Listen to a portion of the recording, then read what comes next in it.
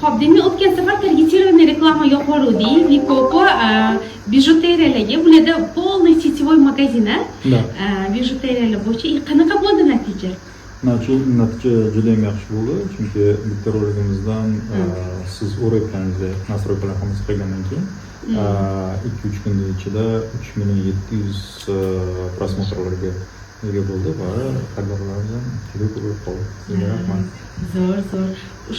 Meta Ads'dan nastroykalarni siz o'rgatganingizda qadam qilib qo'yganimizdan keyin mijozlarimiz ham juda ko'p keldi o'sha kuni aksiyamizga va даже odamlar ko'payib sig'maganda ma'muriyatga do'konimizda odamlar kamaytirishga iltimos qilgandan keyin aksiyamizni cho'zib 4 kunga yana cho'zib odamlar hammasi kelishga ulgursin deb cho'zdirdik.